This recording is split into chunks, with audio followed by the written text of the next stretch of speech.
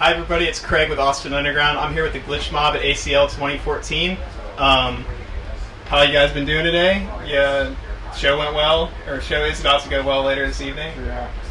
We haven't played yet, but Yeah. we're going to. It will go well. We've been hanging out at the Waterloo signing tent, hanging out with fans.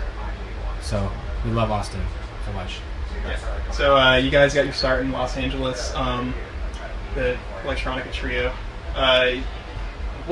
How did you guys get your start? If you could maybe tell us a little bit about yourself, tell people who aren't really familiar with your group, just what they need to know.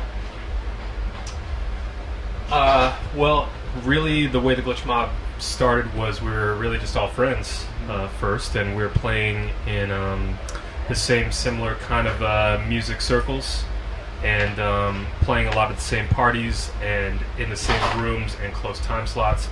And that basically just led to hey, let's just DJ together and stuff, and eventually evolved into let's make music together. And fast forward about 8 years, and that's where we are now. You know, making music together and performing our music together as well too. Sharing the adventure together. That's pretty much what it's all about. Go ahead. Oh, that's it. Oh, okay. Your guys' first album, Drink the Sea, that was your guys' breakthrough, I guess, release. What kind of effect did the popularity of that have on your guys' future as a band? Did that help influence you guys? Did you take any directional changes after that, after getting feedback? Funny thing about that is that it didn't actually have a lot of impact right away. It was one of those albums that was a slow burn, because before we released Drink the Sea, we actually were making dance music. So when we released that, people were it was a really confusing release to people, and it didn't chart or anything. People were just confused. I mean, I think there's some people that got it and connected with it, but it really took probably about a good year for the album of being released before people really started to connect with it and live with it. So it's been a very, very slow burn for us, but I think that what we explored, we were making at the time was heavy dance music, and we kind of took a left turn and went and did something experimental and really risky for ourselves, and I think that's really the ethos that we got from doing that. And then we took the storytelling aspect of an album that was pretty cinematic and had a deep narrative to it, and then with our new record brought it all full circle where we mashed all that together. So it's got the narrative stuff, and then also the more dance floor ready sensibility. Okay. I guess bringing up your new album, Love, Death, Immortality. How did you guys end up getting in touch with the lead singer of Imagine Dragons? What brought you guys together to record that one song? It's actually not the lead singer of Imagine Dragons. It's actually his wife. His wife, okay. Yeah, Asia. Asia is just a friend of ours. We've known Asia for a really long time, and the drummer from her band, Nico Vega, is actually really good friends of ours, and was just hey, if there's any time you guys want to collaborate with Asia, she's down and stuff like that. And it's just one of those things that we had a couple tunes that we really felt that her vibe and her energy and her voice and the way she tells stories would really work with our music.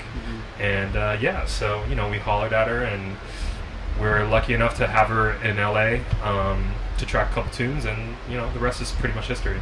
So I actually heard a story about tracking that song on the MacBook Pro.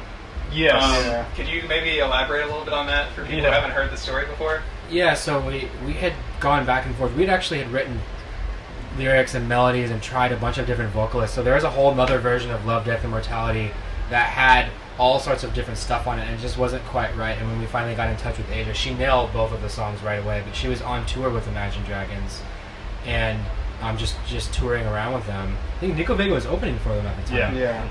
And so she heard the song, she really liked it, and it's like her baby was sleeping in the back of the tour bus, so she was singing into the MacBook Pro, and she sent it to us. We heard it right away, and we were like, that's it, it was done.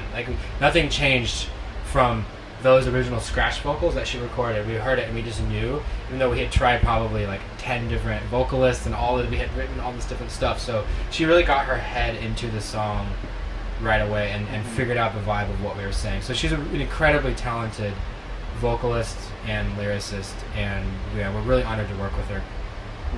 Great. So Love, Death, Immortality came out just this past year. I don't know if it's too early to ask, but what's next for Glitch Mob?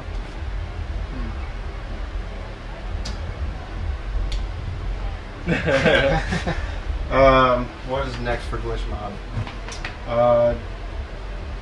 I mean, it's hard to say. We're gonna always keep working on music. We're gonna, keep at it, keep playing more shows. We're starting a big month-long tour, basically today or last weekend, really. I mean, we leave tonight and we go to Houston, and we're gonna be on the road for a month. And we talked about writing more music this winter, so yeah, I mean, we're just gonna keep doing what we do. What we love to do is write music and play shows, and as long as fans want to have us, we'll be there. Definitely, I'm sure there will always be fans out there. Well, it was great speaking with you guys. Have a great rest of your day here at Austin City Limits, and I wish you the best on your future touring dates. Thank you. Cool. Thanks a lot. Nice talking with y'all. Yeah, Absolutely. Peace.